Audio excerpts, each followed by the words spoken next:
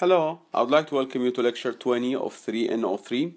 We'll discuss in this lecture some of the logic rules or laws we have to apply when we are implementing a certain logic function. We'll get to that very soon.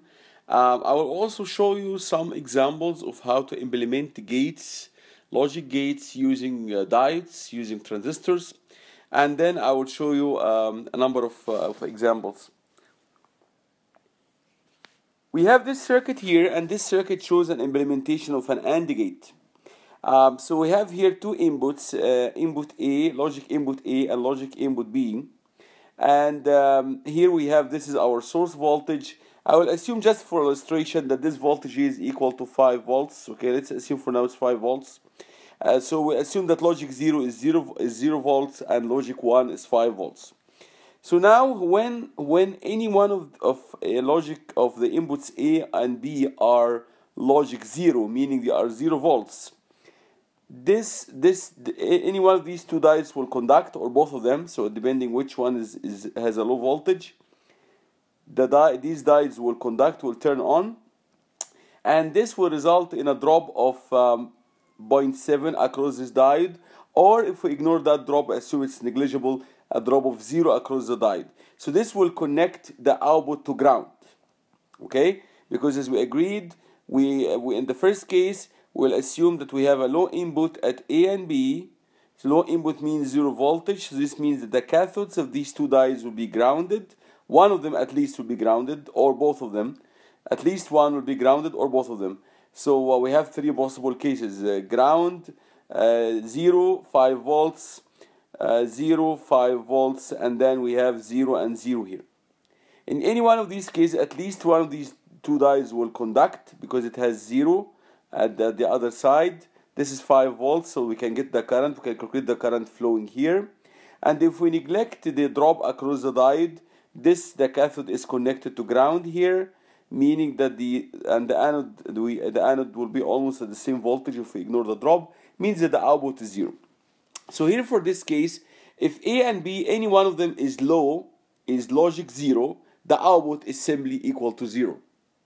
But if both of them are high, if A and B are both high, or logic 1, meaning they are 5 volts, in that case, this diode A and this diode B cannot turn on. They are both off.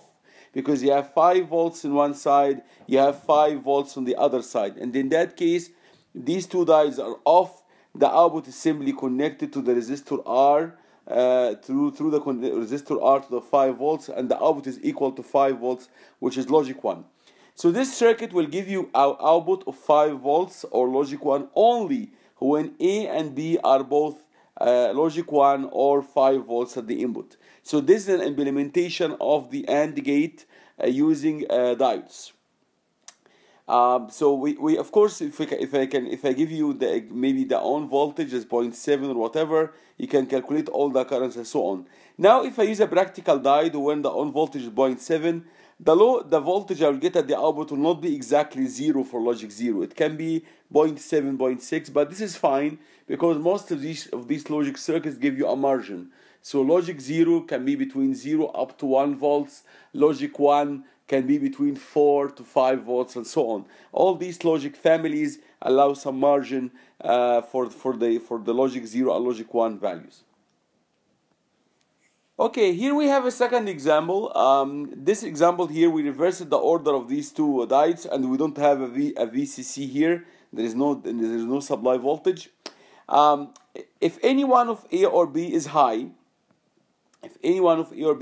meaning say 5 volts, then the corresponding diode will conduct, and when it conducts, it takes very little drop, and then the output here will be 5 volts.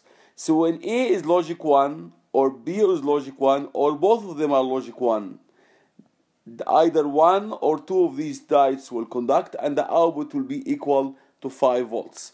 Now, if A and B are both low, means logic 0, they are ground, 0 ground here. This means that these two diodes will be off because you have ground on one side, you have ground on another side. There isn't enough voltage to turn these two diodes on. So these two diodes will be off, and then the output is connected to ground, and then the output is simply equal to 0.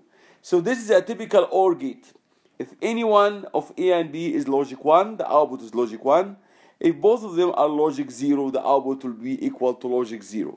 This is a typical implementation of an OR gate using a diode.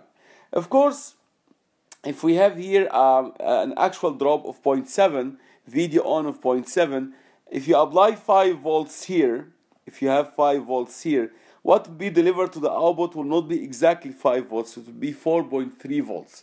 But this is fine because, as I explained to you, all these logic families, they allow a margin. So we take logic 1 between maybe 4 to 5 volts, logic 0 between 0 and 1 volts, and there is a range. It does not have to be a specific value. Okay, this is another implementation of the inverter. So the output here is simply the negation of the input, or the inverse of the input. So if this is logic 1, this is logic 0. If this is logic 0, this is logic 1. If this is true, this is false. If this is false, this is true. So this is it's called the CMOS inverter, and the CMOS inverter consists of 2 transistors. One of them is an NMOS transistor. Okay, so and actually I should mention here, you should notice a little bit of the difference in the order of the source and the drain. This is for the NMOS, this is a drain, and this is a source, and this is a gate, as we know. While for the BMOS, this is a source, this is a drain, and this is a gate. Okay, and for the BMOS, the current flows from the source to the drain. So the current flows this way, and then the NMOS, the current flows from the drain to the source. It is the same current, and both of them flowing here in this case. Now, if you apply a low voltage at the input, if you make Vn equal to 0 volts, then you are making VGS of the NMOS transistor equal to 0. But as we know from the characteristics of the NMOS transistor, this is how this characteristic look like. This is the threshold voltage, and then once you exceed the threshold voltage for VGS, the current IDS will start to grow. Okay? So here, because if you apply 0 volts here at the input, this means that the gate will be at 0 volts, but the source is also at 0 volts. Then VGS is equal to 0, meaning that you are at this point, meaning the transistor is off, so this transistor is off. What about the other one? The other transistor, VSG will be equal to 5 volts. VSG is equal to 5 volts. And this transistor is on if VSG is greater than minus VTB. If you try to draw the characteristic for the BMOS, this is how it looks like. Say this is minus VTB here, okay? So this is the threshold, it's a negative number, and then once VSG, this is VSG, once VSG drops, actually goes higher below this value, actually should be correct here, I should say, if I'm gonna draw this VSG, I should make it to the other side. Make VSG here, okay? So the most important thing in this case is that you make the source higher in voltage than the gate. You make the source higher in voltage than the gate, and when you have that, exceeds, the difference between them would exceed minus VTB. We say if this is VTB was minus 1, so it exceeds 1 volt. So the source must be higher than the gate by at least 1 volt. If you put ground here, the source is higher than the gate by 5 volts. So this transistor is on, but it does not conduct any current. Why it does not conduct any current? Because this one is off. This one is off, and this means that there is no current that can flow, but the transistor is on, and this means that we are at this point of the curve. If you remember, we draw this curve here for a transistor, and for a BMOS this will be VSD versus ISD. Okay, this is the characteristic VSD versus ISD for a constant VSG. This is very similar to what we discussed in NMOS. So here we will be actually at this point where there is no current flowing and VSD is equal to 0, but the transistor can't conduct the current. So if you connect a resistor here at the output, it will conduct the current. The BMOS will conduct the current and will deliver this current to the external circuit. So the current will flow this way. Okay, So it has to be very clear what's happening here. When I apply 0 volts at the input, the NMOS transistor is off because VGS is less than VTB. The PMOS transistor is on because VSG will be equal to 5, which is greater than minus VTB or greater than 1 volt. Okay? And in that case, this is on, but because there is no connection, if you don't have this connection here, there is no current flowing. It's on, it can conduct current, but there is no current flowing. So you are exactly at this point of the curve. ISD, VSD is 0, ISD is 0. So if you measure the voltage here, you measure exactly 5 volts. Because simply it's conducting, but there is no current flowing. Then the drop across it's equal to 0. Then the voltage you're going to be measuring is 5 volts. Okay? Now, what will happen if you apply 5 volts here? The opposite will happen. Now, we have VSG will be equal to 0 for the BMOS. Equal to 0. This means that this BMOS is off. VGS will be equal to 5 volts for the NMOS. Means that we are way beyond here in this point. We are at this point here. Okay? So we are at this point, mean that this transistor can conduct current. But because if I don't have this external circuitry, there is no current flowing because this is off. I have this one on. If I measure the voltage here, the voltage will be exactly 0. Because this is conducting, but it's conducting with 0 current. So VDS will be equal to 0. VDS is equal to 0. But if I connect, say, a capacitor, this capacitor will start to charge through this transistor. So just to be consistent here, as I said, for the BMOS, this side here is VSG, okay, and VSG has to be a positive number for it to conduct, okay. So maybe it's if I were to draw it properly, probably I have to flip this whole curve to the other side and then draw it for VSG. But I hope you get the point that VSG has to be positive for a BMOS transistor to conduct. We'll talk more about this during the tutorial. We'll have clear examples on how this can be. You can get the current and the voltage everywhere in the circuit for different loading conditions. Okay, there are other gates we can also consider. The NAND gate and the NOR gate. The NAND gate is simply an AND gate followed by an inverter. The NOR gate is simply an OR gate followed by an inverter, but they have their own symbols. They are very fundamental in logic design, and I will show you some circuits that can, using transistors that can implement NAND gates and NOR gates. So a NAND gate will give you 1 only if both A and B are zeros. Let's see here. We have this is it will give you, actually it is the opposite of the AND. So the AND will give you 1 only if A and B are high. So in this case, if both of A and B are logic 1, the NAND will give you 0. For all the other cases, the inverse of the AND. Here, 0 and 0, the AND will give you 0, the NAND will give you 1. 0 and 1, the AND will give you 0, but the NAND will give you 1. 1 and 0, the AND would give you 0, but the NAND will give you 1. So it is indeed the inverse of the AND gate. The NOR gate, we know that the OR gate will give you 1 if any one of the two inputs is logic 1. So here, when you have 1 and 1, for the OR you should get 1, for the NOR you get 0. 1 and 0, for the OR you should get 1, for the NOR you get 0. 0 and 1, for the OR you should get 1, for the NOR you get 0. The last one, 0 and 0, for the OR you should get 0, for the NOR you get 1. These two gates are very useful as well, and we can implement them using NMOS logic, using NMOS transistors, and using CMOS combinations as well. As I mentioned earlier, logical variables satisfy a number of laws, and these laws we use them to simplify logical expressions. For example, let's take a look at the first one. Maybe it's called the identity. X or 0 is always equal to X. X or 0 is always equal to X. Okay, because the 0 does not create a problem here. I have a typo here, but I believe that the correct expression here I wanted to write, I can remove this one here. I can write it as X and 1 is equal to X. X and 1 is equal to X, meaning that if you AND X with 1, the result will be always equal to x, because if x is 1, then 1 and 1 will give you 1, or logic 1 will give you 1. And if x is logic 0 or false, then false and true will give you false. So these two are called identity relationships here, okay? Commutative, Boolean algebra is commutative. X or y is equal to y or x.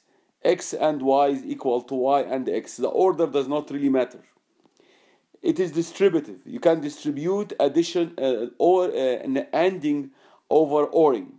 So here x and y or z is equal to x and y or x and z. So this is exactly equivalent to distributing this x into this bracket. So we can distribute ANDing over ORing. We can also distribute ORing over ANDing. So here x, this is x or y, z. All these are logical variables. So x or y, z can be written as, I can distribute the x over the bracket x or y and x or z, which is a little bit not very apparent as in the case for the distributing and over or. Now this is also very interesting. X and y or x and y bar will give you x. The reason for that is that x, if I can simply try to write it here, xy bar plus xy, you can take x out because it's again from the distributive function here, or distributive property here, this will give you y bar plus y. But y bar plus y will always give you 1. Y bar plus y will always give you 1. If you OR a logic variable and its negation or its logic inverse, then the result is always 1, because one of them will have to be 1. Either this is 1 or the other one is 1. So this whole thing is really equal to 1. So I can still write this one as x1, x and 1, and as we said earlier, x and 1 is equal to x. Also we have this one here, x plus xy will give you x. X plus xy will give you x. This is also an interesting relationship here, because x is the one that dictates the result here in this case. Complement. X or x bar is equal to 1, as we agreed. It's either the logical variable is true or its logical inverse is true. Either one of them will be true. So the result, the ORing will always give you logic 1. And on the other hand, x and x bar must give you logic 0. The reason is that either x or x bar is false. Either x or x bar is false. So when one of them is false, then their ANDing must give you false as well. One of the useful laws or theorems we use very often in simplifying logical circuits or logical functions is the Morgan theorem. It simply converts the logical inverse of an OR to an and it converts the logical inverse of an AND into an OR. So here the logical inverse of x or y is equal to x bar y bar, and the other one is the logical inverse of x y will give you x bar plus y bar. So you can see here this was an OR. The negation of it will give you the ANDing of the two inverses of the logical variables. The same thing is happening here. You had an AND x or x and y, but when you take the logical inverse of this one, will give you an OR. The OR x bar or y bar. So this is a statement of De Morgan's law. We found them very useful in synthesizing logical functions, as I would show you later. So keep these ones in mind. We use them very often, and you'll see how useful they are for later examples. So this is again a way of representing these De Morgan's laws. The first one, this is A and B. This is what comes out from here, and when you get this one, you get the logical inverse of AB. AB, or I'll call it A and B. This is exactly equivalent to taking the logical inverse of A alone and B alone and then ORing them. Okay, this is an OR gate here. The same thing is happening for the second De Morgan's law. If you have A or B, this is an OR function, OR gate. You have A or B. When you take the OR, the output here is A or B. When you negate that, you get the negation or the logical inverse of A or B here. But this is exactly equivalent to taking the logical inverse of A, logical inverse of B, and then doing an AND for them. Okay, this is really how we can represent the De Morgan's laws using gates. This table contains some of the functions for the De Morgan's law, and that, as I said earlier, the dash indicate negation sometimes in some books. X or false will be X. X plus X bar will give you 1. X plus X will always give you X. X plus 1 will always give you 1. The logical inverse of the logical inverse of X will give you X. So because if X was true, then its logical inverse is false. Then the logical inverse of false is true. So applying the operator a couple of times will give you the same answer. It's commutative. It does not matter. It's associative. We can have ORing of 3 logical variables. It can be a 3-input OR gate. And all the order does not really matter. Distributive, I can distribute ANDing over ORing, as I said earlier. This is De Morgan's law. X, the inverse, logical inverse of X or Y will give you X bar, Y bar. This is called the absorption. This property is called X plus XY will give you X. And the reason for this one, if you have X plus XY, you can write it as X1 plus Y. But 1 plus Y, Y or 1, Y or 1 will always give you 1. Y or 1 will always give you 1. So the result of this one will be, I can write it as X1, but X1 is simply equal to X because it depends on X. X and 1 will always give you X. If X is false, the output will be false. If X is true, the output will be true.